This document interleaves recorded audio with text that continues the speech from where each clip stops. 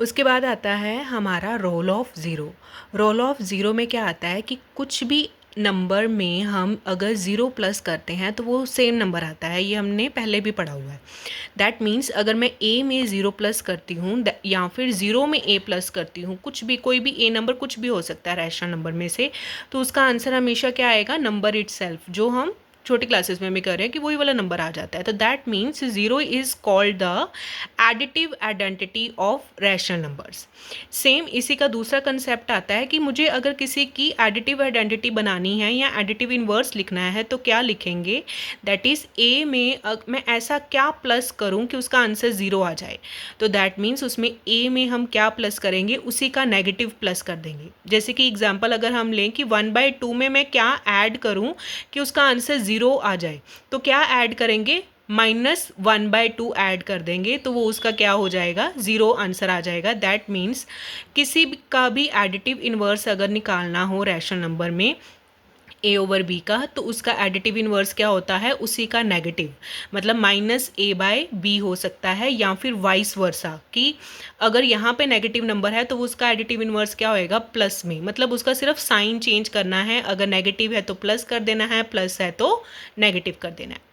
आगे आता है रोल ऑफ वन, मतलब कि किसी भी नंबर को अगर मैं वन के साथ मल्टीप्लाई करती हूँ तो वो भी नंबर इटसेल्फ सेम ही आ जाता है, कि कोई भी वन को मल्टीप्लाई करने से कोई भी फ़र्क नहीं पड़ता। That means one is called the multiplicative identity of rational numbers. Same कि अगर मैं a/b को किसके साथ मल्टीप्लाई करूं कि उसका आंसर जो है वो 1 बन जाए, तो किसके साथ करेंगे, उसी के रेसिप्रोकल के साथ। उसी नंबर को अगर मैं उल्टा कर दूं, b/a कर दूं, तो ये सारे नंबर आपस में कट जाएंगे मल्टीप्लिकेशन में, तो आंसर क्या आ जाएगा, 1 आ जाएगा। जैसे कि अगर हम एग्जाम्पल भी दें तो 5/4 को मल्टीप्लाई किसके साथ करें कि आंसर 1 आए, दैट मीन्स 4/5 के साथ कर देते हैं, 4 के साथ 4 कट जाएगा, 5 के साथ 5 कट जाएगा, आंसर क्या आ जाएगा, 1। So that means the multiplicative inverse और रेसिप्रोकल जिसको कह देते हैं कि ए रैशनल नंबर क्या क्या आएगा, अगर कोई a/b नंबर का है तो वो क्या आ जाएगा, b/a आ जाएगा। और फिर उसके बाद आते हैं कुछ ऐसे पॉइंट्स टू बी रिमेंबर जो ज़रूरी हैं रैशनल नंबर में। वो क्या है कि ज़ीरो का कोई भी रेसिप्रोकल नहीं होता, 0/0 कुछ भी ऐसे लिखोगे, 0/1 1/0 सेम ही बनती है चीज़। दूसरा आता है द रेसिप्रोकल ऑफ 1 इज़ 1, और -1 का रेसिप्रोकल हमेशा क्या होता है, -1 होता है।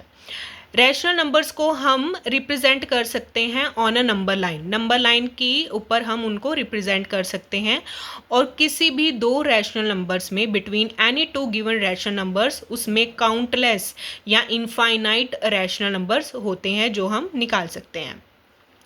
उसके बाद लास्ट टॉपिक हमारा इस आपकी थ्योरी में आता है कि distributive property, that means distribution of multiplication over addition.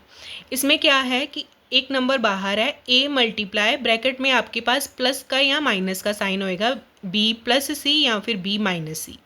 तो जो बाहर वाला नंबर होता है मल्टीप्लाई में, वो दोनों के साथ आकर क्या होता है, मल्टीप्लाई, मतलब डिस्ट्रीब्यूट होता है दोनों के साथ। जो बाहर वाला नंबर a कोई भी नंबर हो सकता है, वो पहले फर्स्ट नंबर के साथ मल्टीप्लाई होएगा, that means a multiply by b होएगा।